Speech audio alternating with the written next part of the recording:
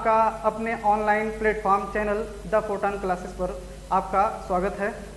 और आज हम लोग मैथ यानी क्लास 10th का बहुत ही शानदार तरीके से पढ़ने वाले हैं, जो यूट्यूब पर बहुत ही शानदार होने वाला है। और ये आज का जो टॉपिक है ये बहुत इंपॉर्टेंट सेशन है, जो कि टॉपिक है आज का ट्रिग्नोमेट्री, जिसको बोलते हैं त्रिकोणमिति बोला जाता है। तो आज हम त्रिकोणमिति के बारे में पढ़ेंगे और इसके कुछ एप्लीकेशंस जो हैं उसके अनुप्रयोग को भी देखने का प्रयास करेंगे। तो चलिए चालू करते हैं त्रिकोणमिति। तो जो त्रिकोणमिति चैप्टर है, जैसा कि हिंदी में लिखा है त्रिकोण, तो त्रिकोण का मतलब क्या हो गया? तीन कोणों से बना हुआ जो भी साइड, उसके अंतर्गत हम उसके कोण और उसके भुजाओं के बारे में अध्ययन करेंगे। समझ गए? तो वो आज त्रिकोणमिति के अंतर्गत उसको पढ़ने का प्रयास करते हैं। तो जो ट्रिग्नोमेट्री है, बेसिकली आपको पढ़ना है एक बहुत ही विशेष प्रकार का ट्रायंगल होता है, उसका नाम होता है समकोण त्रिभुज, जिसको राइट एंगल ट्रायंगल बोला जाता है। तो राइट एंगल ट्रायंगल किसे कहते हैं, पहले उसको समझ लेते हैं। तो राइट एंगल ट्रायंगल जो होता है प्यारे बच्चों, वो आप देखेंगे इस तरीके से एक ट्रायंगल होता है। और ट्रायंगल जैसा कि आप लोग जानते हैं कि तीन भुजाओं से यानी 3 साइड से घिरी हुई जो बंद आकृति होती है उसको क्या बोला जाता है? त्रिभुज बोला जाता है। अब चूंकि ये त्रिभुज में 3 साइड होता है यानी 3 भुजा होता है, तो इसके 3 कोण भी होते हैं। तो आप यहाँ देख सकते हैं, अगर मैं इसका नाम दे दूँ समकोण त्रिभुज का, यहाँ पे ये ए हो गया और ये बी हो गया और ये क्या हो गया? सी हो गया। तो आप देख रहे हैं इसमें एक साइड ए बी हो गया, एक भुजा बी सी हो गई, साइड बी सी हो गई, और एक साइड कौन सा हो गया? ए सी हो गया। अब इन 3 साइड से 3 भुजाओं से 3 कोण बनेंगे। एक कोण आपका, क्योंकि हम समकोण त्रिभुज के बारे में पढ़ रहे हैं, किसके बारे में पढ़ रहे हैं? समकोण त्रिभुज, जिसको अंग्रेजी में राइट एंगल ट्रायंगल बोला जाता है। तो समकोण त्रिभुज में क्या होता है? एक कोण फिक्स कर दिया जाता है, जो कि कितना डिग्री होता है? 90 डिग्री होता है। बाकी 2 बचे जो कोण होते हैं वो न्यून कोण होंगे, एक्यूट एंगल होंगे। क्योंकि आपने एक प्रॉपर्टी पढ़ा होगा कि किसी भी त्रिभुज के तीनों अंतःकोणों का योगफल जो होता है वो 180 डिग्री होता है, 180 डिग्री होता है। इसका मतलब हो गया, अगर मैं ए कोण, बी कोण और सी कोण यानी एंगल ए, बी और सी को ऐड करूं, जोड़ूं, तो उनका सम, उनका योगफल कितना हो जाएगा? 180 डिग्री हो जाएगा।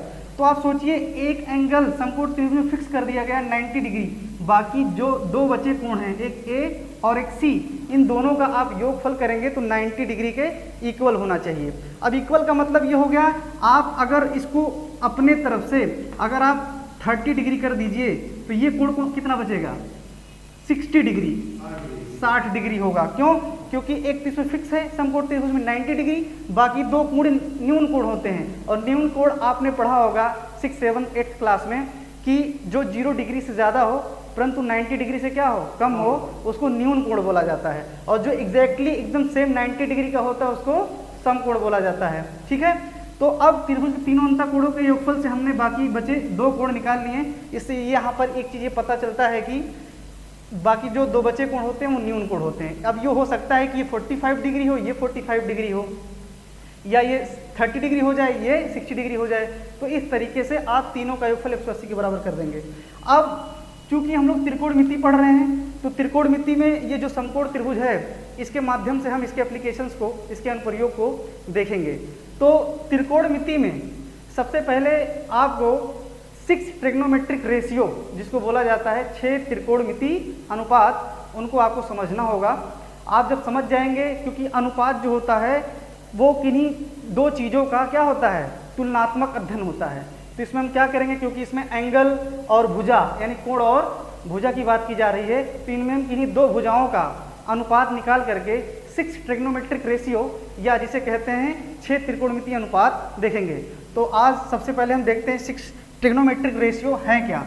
तो सबसे पहले हम पहला ट्रिग्नोमेट्रिक रेशियो देखेंगे, वो क्या है? पहला ट्रिग्नोमेट्रिक रेशियो है साइन थीटा। क्या बोलेंगे? Sine theta. और दूसरा ट्रिग्नोमेट्रिक रेशियो जो होता है उसको बोलते हैं कॉस थीटा। थीटा आपको लग रहा होगा कि थीटा क्या है? थीटा जो है बेसिकली वो आपका एंगल है। जो भी एंगल यहाँ पे रहेगा उसी एंगल के अकॉर्डिंग वहाँ थीटा डिसाइड हो जाएगी। तो अगर आप यहाँ 30 डिग्री देख रहे हैं, इस 30 डिग्री को अगर मैं हटा करके यहाँ पे मैं थीटा कर दूँ तो ये आपका क्या हो जाएगा, थीटा हो जाएगा। तो दूसरा ट्रिग्नोमेट्रिक रेशियो जो हो जाएगा वो कॉस थीटा हो जाएगा। तीसरा ट्रिग्नोमेट्रिक रेशियो जो होगा वो tan थीटा होगा। और चौथा जो ट्रिग्नोमेट्रिक रेशियो होगा वो साइन का उल्टा जस्ट कॉसेक होता है, यानी ये हो जाएगा कॉसेक थीटा। और पांचवा जो ट्रिग्नोमेट्रिक रेशियो होता है वो होता है सेक थीटा। और छठवां जो होता है वो होता है कॉट थीटा। अब ये इसको ट्रिग्नोमेट्रिक रेशियो या त्रिकोणमितीय अनुपात बोला जा रहा है, तो ये है क्या अनुपात, उसको समझते हैं। तो आप एक चीज़ प्यारे बच्चों ध्यान देंगे कि जो समकोण त्रिभुज होता है उस समकोण त्रिभुज में 3 साइड्स होती हैं, यानी 3 भुजा होती हैं। उन तीनों भुजाओं का स्पेसिफिक नाम होता है। सबसे पहले हम उनको देखने का प्रयास करेंगे। तो आप समझिए जो ये फिक्स कोण है, फिक्स एंगल है, इसको 90 डिग्री कहा जाता है। जस्ट इस 90 डिग्री के सामने वाली जो साइड होती है, जो भुजा होती है, उसको कर्ण बोला जाता है। कौन सा, कर्ण बोला जाएगा। तो ये कर्ण वाली साइड हो जाएगी। और कर्ण, इसको अंग्रेजी में हाइपोटेनियस बोला जाता है, इसको अंग्रेजी में हाइपोटेनियस बोला जाता है। तो इसको कर्ण बोलेंगे या हाइपोटेनियस बोलेंगे। और जो ये आप देख रहे हैं ना हॉरिजेंटल जो क्षैतिज लाइन है, रेखा है, बीसी भुजा, उस बीसी भुजा पे जो एंगल है, ये एंगल को अगर आप बेस मान रहे हैं तो इस एंगल के अकॉर्डिंग, इस एंगल के अनुसार आपका ये भुजा निर्धारित हो जाती है। उसको हम क्या बोलेंगे, आधार बोलेंगे। और आधार को अंग्रेजी में बोलते हैं बेस।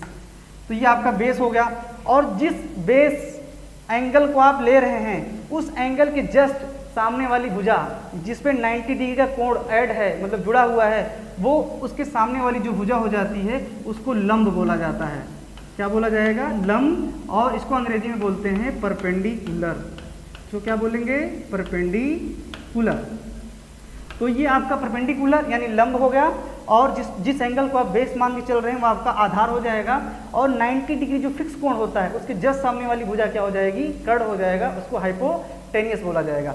अब जो ये 6 ट्रिग्नोमेट्रिक रेशियो हैं, ये इन्हीं भुजाओं का, किन्हीं 2 भुजाओं का क्या होता है, अनुपात होता है, रेशियो होता है, जिसको 6 ट्रिग्नोमेट्रिक रेशियो बोला जाता है। तो चलिए चेक देखते हैं यहाँ पे। तो जो साइन थीटा है, साइन थीटा, कॉस थीटा और टेन थीटा, आप यकीन मानिए आप अगर इन 3 साइन कॉस टेन को इधर साइड के जो हैं उसको अगर आप याद कर लेंगे तो जो 4 नंबर का, 5 नंबर का और 6 नंबर का है उसको आपको एकदम आसानी से याद हो जाएगा। तो सबसे पहले साइन थीटा को देखते हैं प्यारे बच्चों। तो साइन थीटा जो होता है वो क्या होता है, लंब बटा कर्ण होता है। तो साइन थीटा क्या हो जाएगा, लंब बटा कर्ण। लंब कौन सी भुजा है, AB, और कर्ण कौन सी भुजा है, AC। तो यहाँ पे लंब बटा कर्ण, तो ये हो जाएगा लंब और बटा कर्ण हो जाएगा। ये इसका फार्मूला निकल के चला आया। कॉस थीटा का जब हम लोग फार्मूला देखेंगे तो जैसे भी लंब बटा कर्ण हुआ था, आपकी कॉस थीटा में क्या हो जाएगा, आधार बटा कर्ण हो जाएगा। तो कॉस थीटा में क्या हो जाएगा, आधार बटा कर्ण। तो कॉस थीटा में जो हो जाएगा प्यारे बच्चों वो हो जाएगा आधार और बटे क्या हो जाएगा, कर्ण हो जाएगा। इसी प्रकार से टेन थीटा को समझेंगे तो टेन थीटा क्या हो जाएगा, लंब बटा आधार हो जाएगा। तो tan theta is equal to क्या हो जाएगा, परपेंडिकुलर अपॉन बेस, यानी लंब बटा आधार हो जाएगा। तो ये हो जाएगा लंब बटा आधार। और जैसा कि मैं आपसे बोला था कि आप केवल साइन, कॉस और टेन को, तो प्यारे बच्चों हम लोगों ने साइन थीटा, कॉस थीटा और टेन थीटा को समझ गए हैं। अगर साइन थीटा निकल गया तो कॉसेक थीटा निकाल लेंगे, कॉस थीटा निकल गया तो सेक थीटा निकाल लेंगे, टेन थीटा निकल गया तो कॉट थीटा निकाल लेंगे। ये जो सामने लिखा गया है ताकि आपको पढ़ने में आसानी भी हो, फार्मूला भी आपको याद हो सके, इस वजह से लिखा हूँ यहाँ पे। अब देखो जो कॉसेक थीटा होता है वो साइन का जस्ट अपोजिट होता है। तो cosec theta is equal to होता है 1 अपान साइन थीटा। अब आप देखिए साइन थीटा की वैल्यू क्या होती है, लंब बटे कर्ण। तो कॉसेक थीटा 1 अपान साइन थीटा है, तो ये 1 अपान जब लंब बटा कर्ण लिखेंगे ये जस्ट ऊपर चला जाएगा तो साइड चेंज हो जाएगा। तो कर्ण नीचे है तो कर्ण ऊपर चला जाएगा, लंब ऊपर था उसमें तो ये लंब क्या आ जाएगा नीचे। तो कॉसेक थीटा का फार्मूला क्या निकल के आ गया, कर्ण वाली भुजा बटे लंब वाली भुजा। इसी प्रकार से जो सेक थीटा होता है वो जस्ट अपोजिट होता है कॉस थीटा का। तो sec theta is equal to होता है 1 अपान कॉस थीटा। और कॉस थीटा की वैल्यू हम लोग निकाल चुके हैं। कॉस थीटा का फार्मूला क्या होता है, आधार बटा कर्ण। तो सेक थीटा अगर 1 अपान कॉस थीटा है तो जब लिखेंगे 1 अपन आधार बटे कड़ तो ये चेंज हो जाएगा, कड़ ऊपर चला जाएगा, आधार कहाँ जाएगा नीचे, तो इसका जो फार्मूला बन के आ जाएगा वो आ जाएगा कड़ बटे क्या हो जाएगा आधार आ जाएगा, यानी हाइपोटेनियस अपॉन बेस हो जाएगा।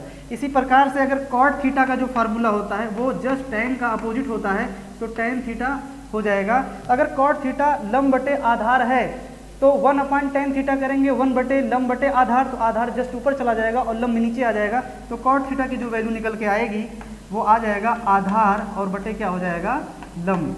तो ये 6 ट्रिग्नोमेट्रिक रेशियो हम लोगों ने अध्ययन किया, ये किन्हीं दो भुजाओं का लेकर के हमने अनुपात बनाया जो कि क्या क्या थे, sine cos tan, cosec sec और कॉट।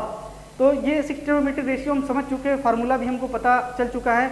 चलिए इस पे हम लोग एक क्वेश्चन के माध्यम से इस फार्मूले का एप्लीकेशन करना सीखते हैं।